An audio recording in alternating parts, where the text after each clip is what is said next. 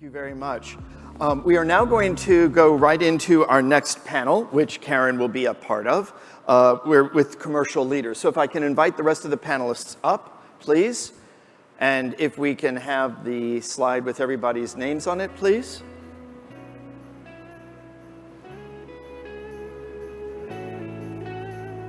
Okay, there we go. So Karen, would you sit in the center? Everyone find your picture and match it up.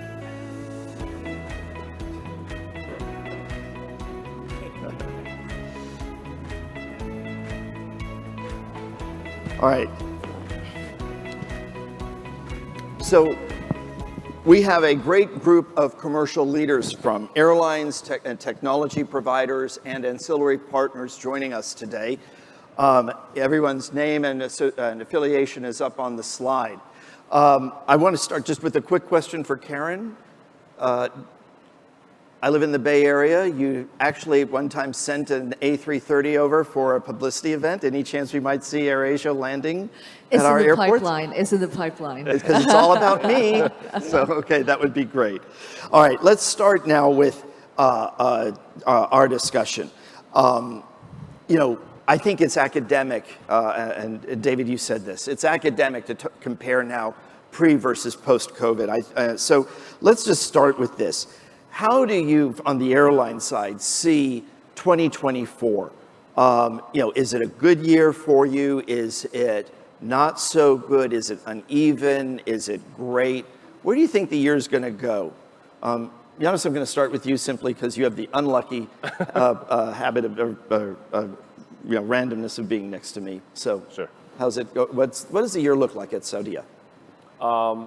It's actually a lot of opportunities and a lot of growth. And a lot of that is driven by just the facts of the country opening up, the visas regulation, new type of demand. So there is a lot of growth, and a lot of that is reflected in the airline because it's obvious that we have to serve that growth. But on the other hand, we're a global airline. So we are impacted by all the global events. I mean, we're coming into a year where most probably we're not going to have the same type of growth that we had the previous years, right? I mean, I think we can all agree on that. And we're coming a year where many countries, I think there were 74, if I remember correct, that they're going to election this year. Yes. So a lot of volatility. So all of that volatility is going to be reflected. So it's not just about generating more leisure, generating more business and all that. It's actually how do you manage this volatility, and all of that is going to be reflected in this year. At the same time, our profit margins as an industry going down. I mean, in the Kingdom, Saudi Arabia, we are blessed again that the country is opening up, is giving us a lot more opportunities to grow. And take advantage of those growth opportunities. But again, we're part of an industry, a global industry. And I think the last numbers I was looking, it was actually a forecast for a profit margin around 4.1, in that range. So that means that every small volatility, it's going to have a direct impact in our economics. David, what about you at Virgin Australia? How do you guys see it? Yeah, look, we expect 2024 to be a strong year.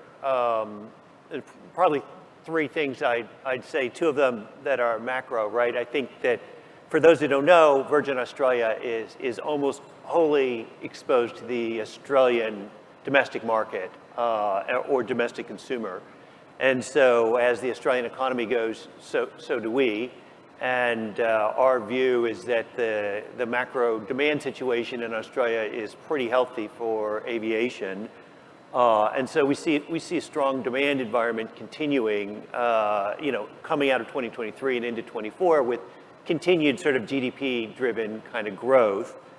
And then on the supply side, I mean, Karen talked about the challenges with OEM deliveries.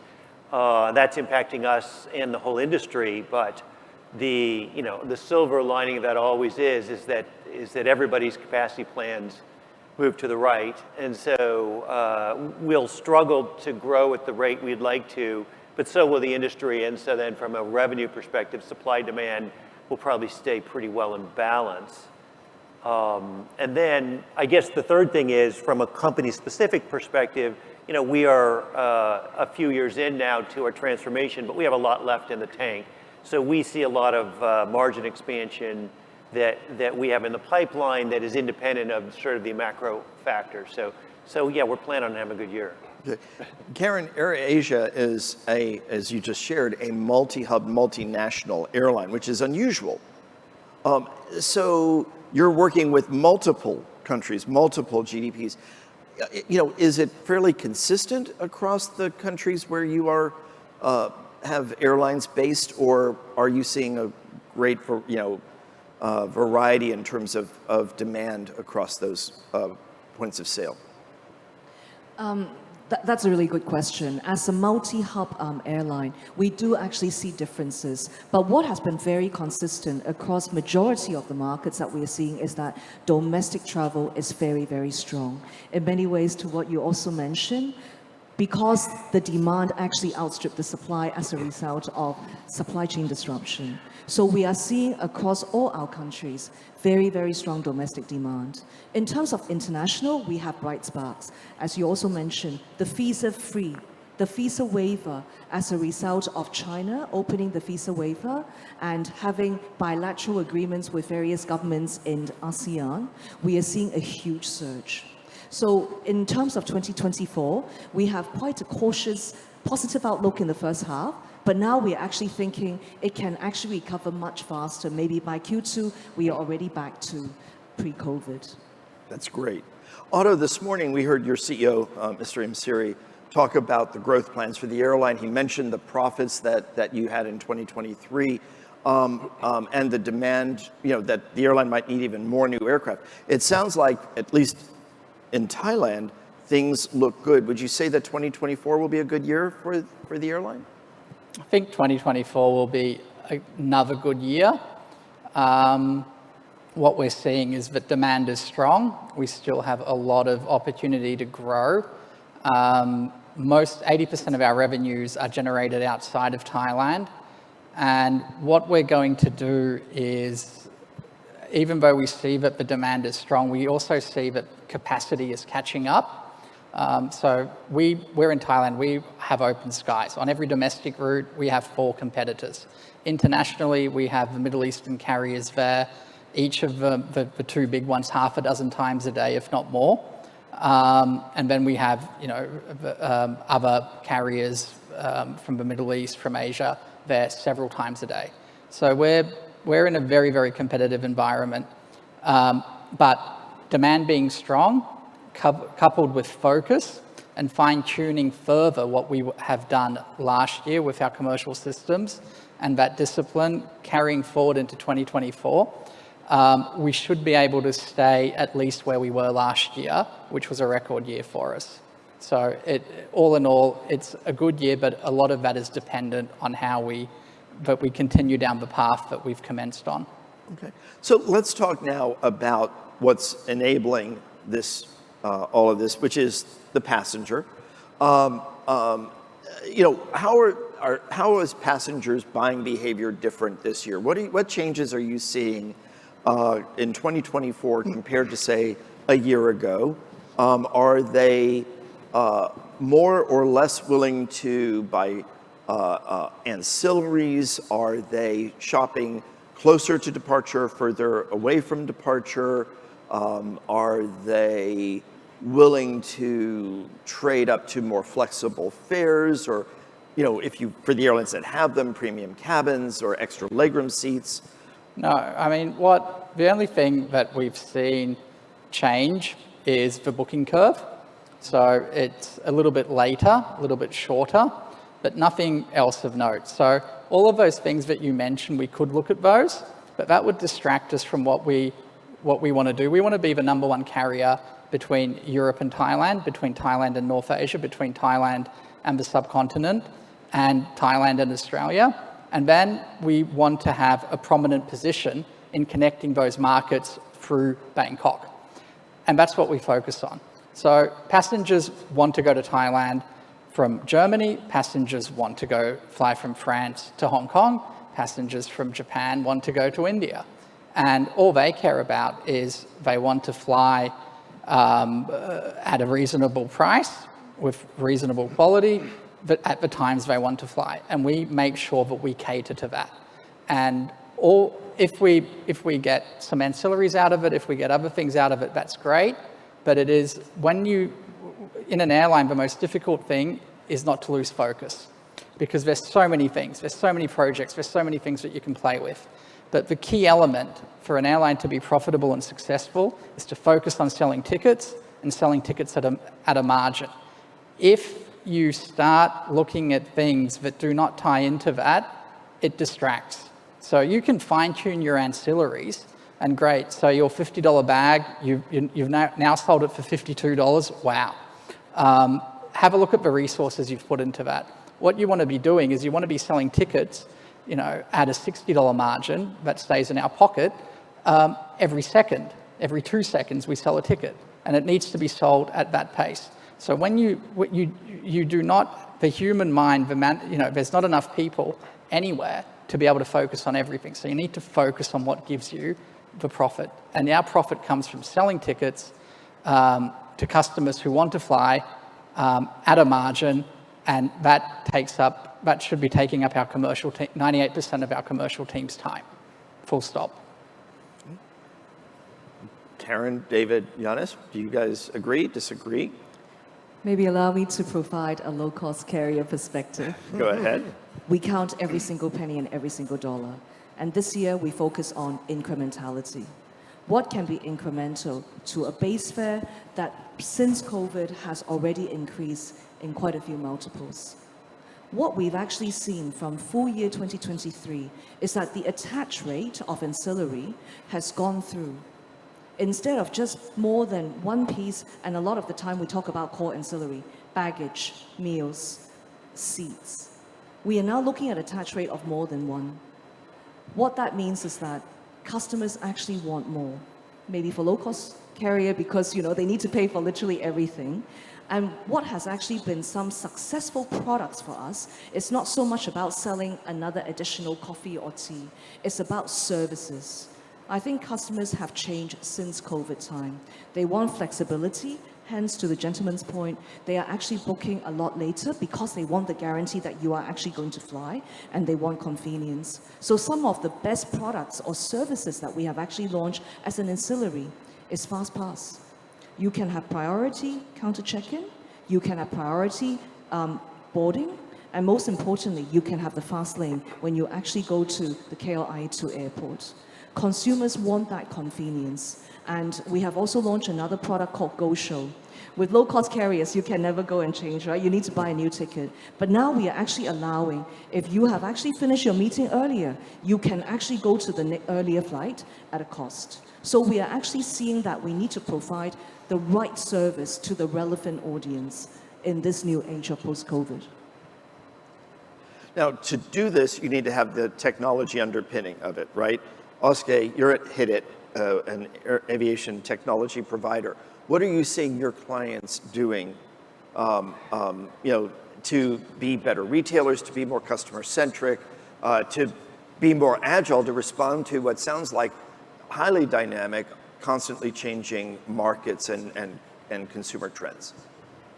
Well, those are the 3 words that is very popular that everyone's using nowadays. But honestly speaking, most of the airlines who are flying are in different regions of the world, so their priority changes a whole lot, as well as their commercial plan, either their low-cost, hybrid, or network carrier. It all depends on all these factors. What we see is, because we have all types of business models, carriers who are using the system, they actually are trying to basically generate more revenue. They can either offer ancillary services, or they can increase their prices or match the competitors. But mostly, what we experience is they are trying to launch new ancillaries which are not known that much. For example, we recently had a meeting with one of the airlines, and they said, what if we offer them a money to change to a less popular flight. For example, this was very interesting for us because people would like to travel, this is post-COVID of course, with a less, more spaced area. And some people are okay to pay $10, $20 to move to a less crowded flight. So for example, this is a totally new ancillary. Of course, in order to do that, you need to have the appropriate IT technology behind it. This is where the things kind of mix up because airlines do not actually want to focus or put their energy into the technology yet. They have other businesses that they need to attend to. That's why I think it is most importantly to go modular in certain areas so that it's easier to shift according to your demand. That's what we experienced in the last 1 to 2 years. David, what's the view at Virgin Australia? Well, maybe if I'll maybe go back a bit to sort of where the customer and how the customer's changed, and then we can talk about a little bit about how the technology supports that. But I guess I would say from a customer perspective, our view is that there was this shift that occurred pre and post COVID, and there's a question about what would happen, revenge travel when that bubble popped, would things revert? And I guess what we've seen is the answer is no. Sort of there's permanent structural shift. There's significantly larger leisure demand, and a lot of that demand is willing to pay more for a better experience than maybe we would have seen, in the previous era. And so our need to sort of make sure that we are adapting our offerings so that we can offer the choice of the customization of exactly what the customers want, what level of not just flexibility, but sort of their boarding process, their seat, their whole travel experience. And so we've been spending a lot of time on how do we make sure that we can more customize and personalize exactly what offers those customers get, what product we can give them. Our goal is to be Australia's most loved airline, and obviously you have to provide the right experience for that. And so we have been investing in our tech stack to get there, and I would say no airline is all the way there. I don't think any airline would look at their tech stack and say it can do everything that they want to do. And it's a question of sort of how quickly can you change, and that's the modular point, is that you can't change everything all at once. So where do you get the most impact? And so we've been investing a lot in technology, and we have a long way to go to enable sort of that kind of commercial and operational flexibility that ultimately we're looking for. Right. Okay. So let's build on this. Everybody wants to be customer centric. Everybody talks about being customer centric. There's IATA says NDC is for the airlines that use it will allow you to be more customer centric. You mentioned the tech stack challenges. What holds your airline back from being as customer centric as you would like to? Actually, let me rephrase it. Grade your airlines on a 1 through 10 scale on your customer centricity. Yannis, 1 through 10 at Saudia. Customer centricity is 10 because customer is our key reason of existence, right? Right. They're actually, we don't fly the airline based on how we dream it in our head. We fly the airline based on what people want. We're talking about the product. We're talking about the experience. And people are willing, and we see that after COVID, to pay more for the experience, for the right experience. So we see more front loading of the planes, but if you go across as providing the right experience, the right value for the passenger. So definitely airlines that are not customer centric, either they're gonna merge or they're gonna disappear. I think actually it's very competitive environment. Yeah. And we have to be. Are you able though to create the offers in as personalized a way as you believe the airline should? Here we're talking about physical and digital. On the physical front, we just did a major rebranding. We felt actually it was the absolute best thing in order to match and be closer to the customer centricity that we talked about. Coming out of this revenge travel post-COVID, getting into the new reality of traveling. On the digital front, all of us we're getting into the offer order and the digital offer in different steps and different priorities. You're gonna hear, not only here on the panel, but anywhere you ask today, you're gonna have different flavors. How much I invest on the offer, how much I invest in the order, how much I want to invest on this channel and the other channel, right? We're all putting different priorities because this is not something that is actually plug and play. This is not a box where you take it or you leave it. You have to customize it and based on that, put your priorities. And again, don't forget that we're an industry of 4% margin, not like 19 like the hotels or 26 like the retail and so on. So it is a big priority of where you spend your money. But definitely, I feel we should not be forgetting the physical because the passengers, they buy the experience. And they show to us, at least we're experiencing that we're giving them the right experience. We're improving the physical interaction, the customer touch. Definitely, they're willing to pay more. Okay. David? Yeah, well, so look, I would build on that.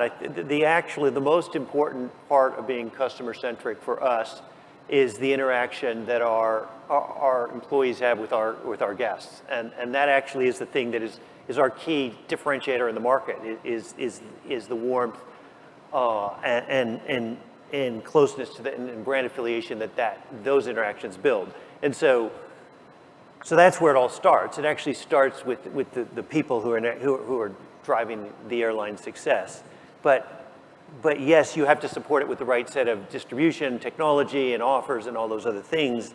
And I think that, so everybody who's up here is going to say their airline is a 10 on customer centricity. I certainly would, because otherwise we wouldn't be in these roles.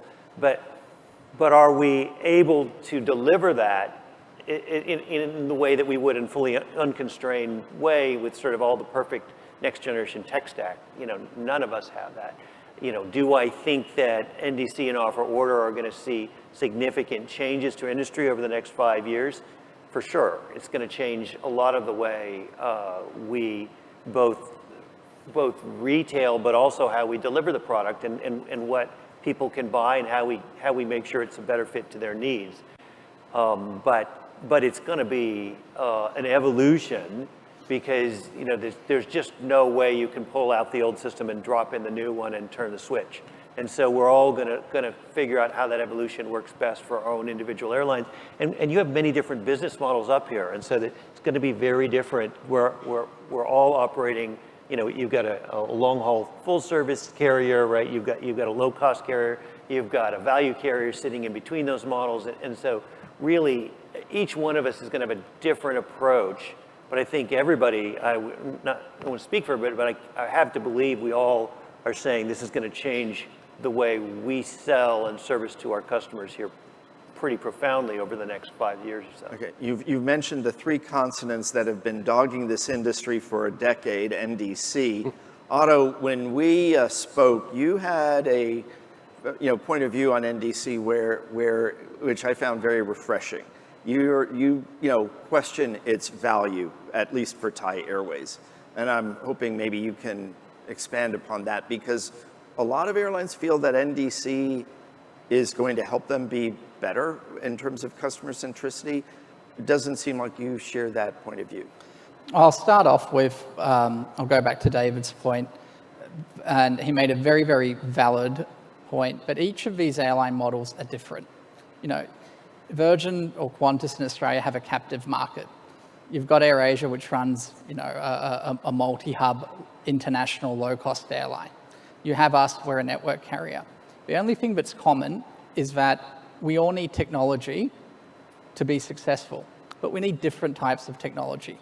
Now, NDC was spawned in 2010, 2011 from IATA, from the GM or the chairman of IATA at the time, who wanted to do something. And we'll cut out the GDSs, okay, that's fine.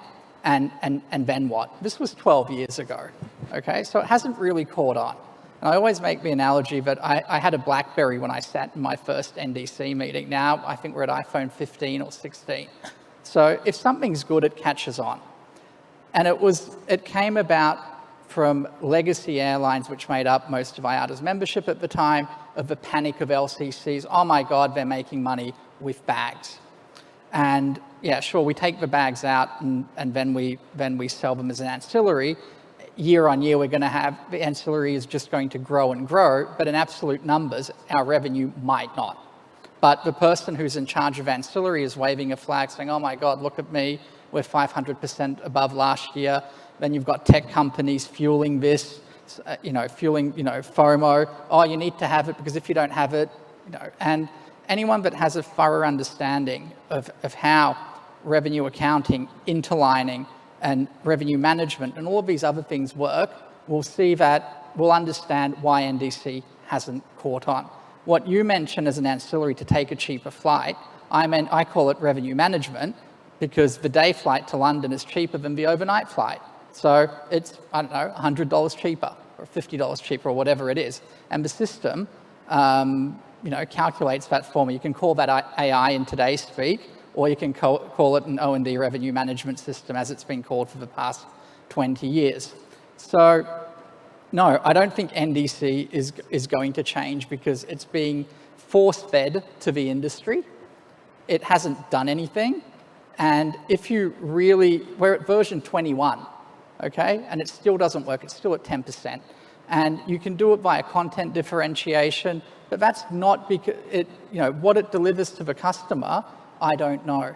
And I've been in this industry for 25 years plus, working at the two major GDSs and negotiating distribution deals for airlines at a variety of airlines. So I have some idea, and it doesn't answer the three fundamental questions that I ask. What does it do for the airline? Oh, it's cheaper than the GDS. Well, actually it's not, meanwhile, and it goes via the GDS, and it's intransparent. What does it do? What does it do for the customer? Well, the customer doesn't care if it's EDIFACT. They don't care. They want to go to where they want to go, at the time they want to go, at the price they want to pay. And thirdly, what does it do for the agency community? Nothing. They need to invest in technology to get to the same place they were before. So unless there are impacts to these things, it won't catch on. And that's why it hasn't caught on. Because if something provides value, immediately it sells. If it doesn't, it gets force-fed, it gets lumbered around these conferences as it has been for the past 12 years. And maybe in a world where in a metaverse far away, where people have lots of NFTs and blockchain technology paying with Bitcoin, NDC can also find a spot. But that's basically where we are now. Okay. All right.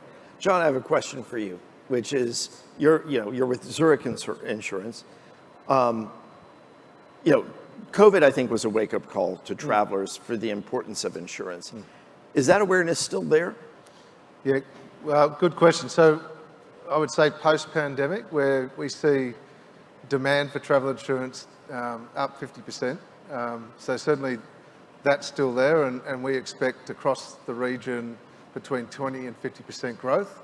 There's some travel hesitancy we're seeing in Japan and New Zealand, but other than that, very strong outbound travel insurance demand. But interestingly, while that was the most important purchasing decision point was, did we have good COVID cover in our policy a year ago? Now it's about price, simplicity, and reliability of the insurer. So there is a shift that we're seeing, and so we have to respond. It's almost like the COVID covers are now a default in most of the travel insurance policies. So I think it's certainly still there. The awareness is there that they have to have that medical coverage. I would say there's about a 30% increase we're expecting in claims this year regionally, both in health and trip cancellation covers associated with probably a health event. So it's still there for sure. Someone I know at an airline not on stage told me that at his airline they viewed all the travel insurance companies as commodities, as alike, and it was just about the deal that they got. How do you counter that? How do you make people understand that your baby is a prettier baby than the other guy's baby? Yeah, I think look, the travel insurers, the good ones like Zurich, we're spending a lot of money on investing in the technology to enable us to optimise the programs post-launch. And that's the real, I think that's, I would say it's probably a fair statement that the policies themselves, the standard comprehensive travel insurance is pretty similar across the board. So it's about how do you unbundle and serve up the most relevant bits of that travel insurance policy to the individuals at the point of purchasing the travel. I mean, 70% of the customers now are buying travel insurance when they buy the core travel inventory. So we've got to be there, we've got to be present, and we've got to then, Henry, you're going to buy a different policy to perhaps, Karen, because Karen has very expensive bags and jewellery, so she'll want more cover there, where Henry, you've got pretty good shoes, I see, but you probably don't mind about the jewellery aspect. So being able to really tailor the product, now I'm very self-conscious about my shoe. They look good, they look good. No, but being able to really, really identify what the need is for the individual at the point of purchase. So there's a lot of work going in on being able to, do that. So, for example, rating variables now, we're dynamically rating across, up to 8 to 10 rating variables, depending on, how sophisticated the airline can give us access to the data to enable us to serve up the right product. So, yeah. So when we think about, again, the passenger behaviors and what's coming next, we know that sustainability is very, very important to a growing number of travelers. We are seeing a small but noticeable number of people in the research we conduct in various countries saying that they are traveling less because of environmental concerns, that they are certainly, we see more people say they are focusing on the environmental impact of the trips they take. As an industry, airlines recognize this. And Karen, you talked about the fuel savings and the other benefits that the new fleet gives AirAsia.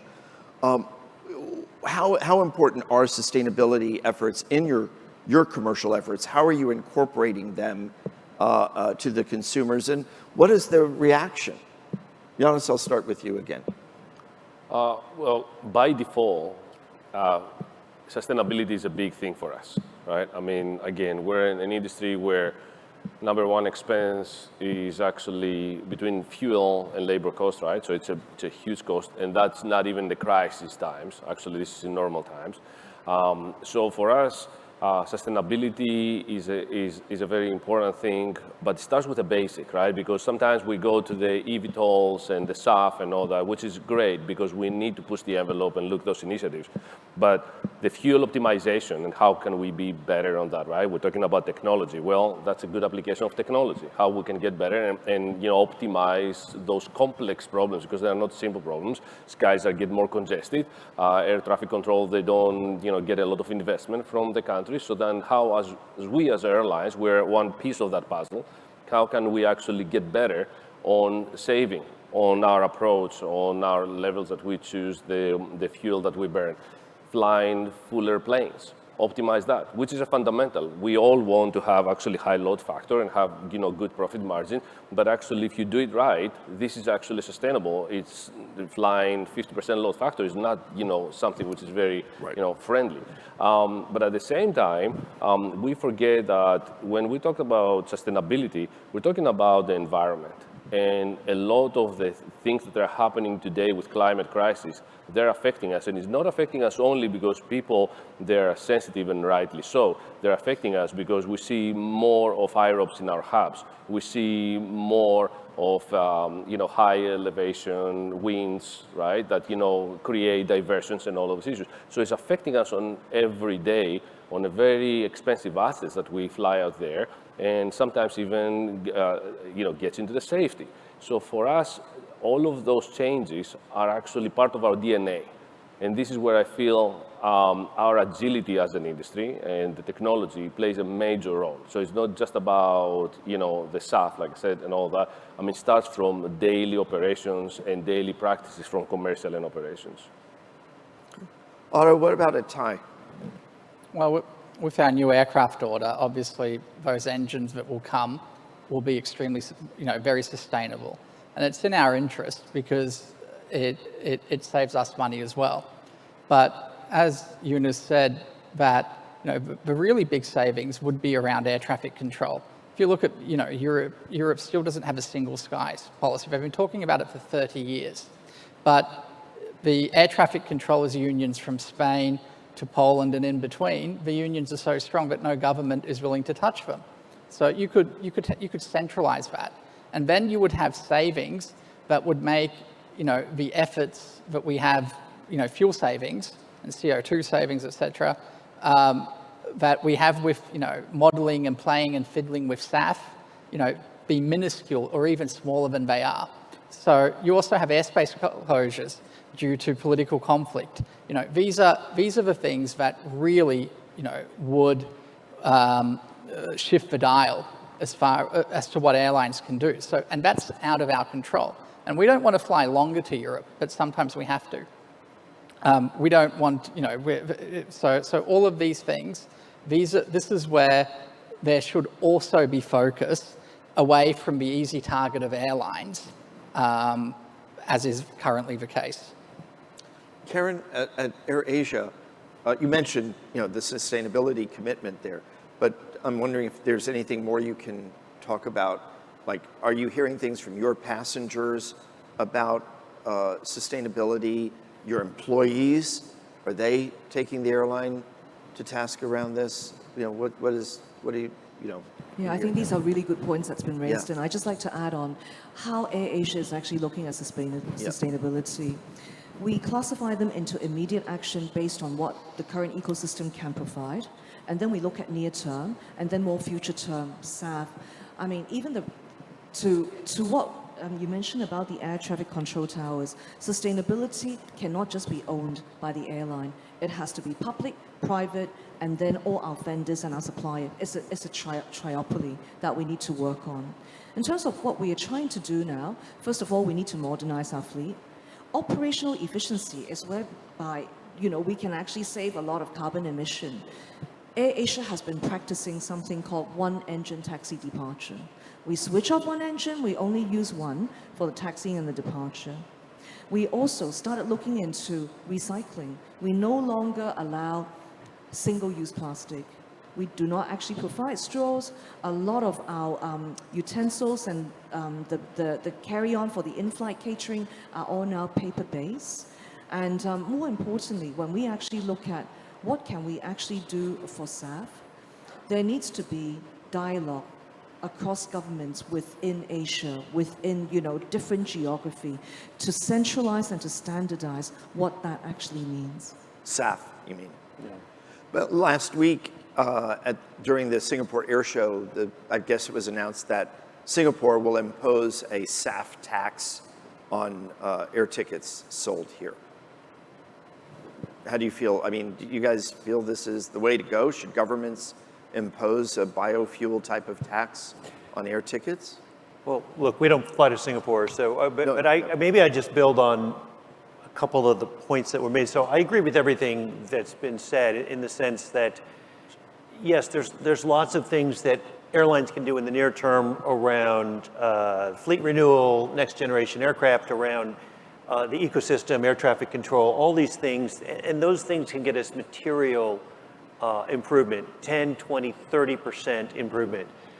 But to your original point about consumers and how consumers are viewing this, well, consumers are conscious of this issue. The reality is demand in our business is growing strongly.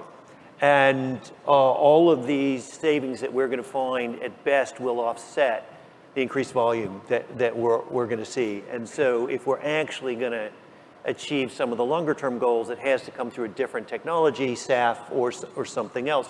We all know this. The question is how do we get there and who pays? And it's not, no single airline can do that. Really, no single geography can do it. It needs to be an industry solution, a government and OEM all together. And so it's a big question that is going to have to be solved politically of how we're going to make this transition over the next few decades. And so I think we all know that. The question is, what can we do ourselves right now? We're all focused on that. But no individual airline's effort is going to be enough. It has to be a collective effort over time. For those of you that are IATA members, do you feel IATA is doing its part to help advance the dialogue and facilitate the government interaction and action? It's a mixed answer because there are some steps that are in the right direction, like involving governments for some of the decisions we're talking about here. But at the same time, we talked about ATC, and we're talking about how this ancient technology, keeps us back, right? I mean, for optimizing the skies, for optimizing fuel consumption, and a lot of those things, which is basic thing. All the congestions, you go to major airports like the Heathrows and JFKs, all this congestion, I mean, it can be wiped out by the little fuel optimization you did, with, or, some other initiative, right? So I think IATA should be taking a more strong approach with some of those initiatives. And it's not just, pretty much just helping is more. I mean, we need actually much more than that. Okay. Yeah. John, are you guys selling more climate change, climate disaster related insurance policies as part of travel now? Yeah, well, thanks for letting me give the plug. We just launched an earthquake cover in Japan a couple of months ago. You're selling it in San Francisco? No, we'll hold off there. But no, I think the answer is yes, and certainly weather-related events is a big part of the actuarial analysis that's going on, and trying to make sure that we are covering and anticipating those types of events in the benefits we're offering in the policy. So, yeah, certainly, I'm just trying to think of some examples. Typhoon cover in Hong Kong, for example, that's certainly part of the policy mix in the future. Yeah, I mean, the short answer is yes, we are, and it's going to be an ongoing focus area. It has to be, and also we're quite big in the residential and the rental home space, and that's also again a big consideration for those products. Özge, what are you hearing anything? I realize that sustainability is not directly tied to what it is, but you work with airlines in helping them to use technology more creatively. Are they coming to you saying, is there anything we can do differently from, whether it's flight planning or any of the other things that you're working with your airline customers on to, reduce their environmental impact? Well, there are two topics that I want to mention here. One is, the IATA's initiative Net Zero. They're recommending carbon emission tracking and reporting tools such as Corsia, etc. But the issue, I'm not going to say issue, sorry, but the fact is how it is calculated is based on average, not actual. So from an IT provider perspective, what we are proposing and developing is to calculate the actual carbon emissions instead of the average. And we are actually talking with IATA about this initiative, and we want to push this forward because carbon emissions change day to day, time to time, minute by minute. You cannot make any assumption on average on it. And secondly, I know that airlines are mostly focusing on SAF because it is there, but it's limited and it's very expensive. And even if there is like a 2030 initiative, we don't know if there will be enough SAF because it is also divided within the industries. Everyone is going through the same thing. And aviation is not initially the first sector that they want to share this with because it's only 2% of the total carbon emissions compared to other industries. So when we were doing the research and talking to our partner airlines, we actually try to offer them, of course they can focus on SAF, but that's not something that an airline IT provider can do. Right. But we managed to go through some AI processes to minimize their fuel burn for each route. And not only the carbon emission, but there's also other factors that affect environment, such as the cloud provided behind the aircraft when they're flying, which actually eliminates the climate change tremendously because it affects the cooling and heating structure of the Earth, of the land. So there are some airlines who made studies on this. American Airlines, for example, they worked with Google AI to predict how much of lesser cloud that they can provide, and they actually managed to decrease it 65% within 6 months period. This also affects the fuel burn because it decreases. It totally depends on temperature, humidity of the specific period of time that the aircraft is flying. So within changing your routes, you can actually decrease your fuel burn as well as help reduce your contribution to climate change. So these are the topics that we are working on, and I think it will be beneficial for airlines to take a look at what is possible there to do. Thanks. Lufthansa is selling a biofuel fare. United Airlines is asking passengers to make a voluntary donation to help them buy SAF and so on. Do you think that there is demand by consumers for things like this in your markets, David? In Australia? Yeah, look, there is demand for SAF and offsets. Would the consumer pay for it? Some consumers will, not all of them, not enough to cover the entire cost, but enough to offset some of it. But the problem we have in Australia is there's no supply.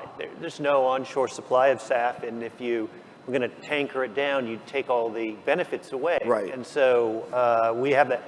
That gets back to the structural industry and government challenges. How do we kickstart the onshore development of that then we can actually have a more cost-effective way of offering it?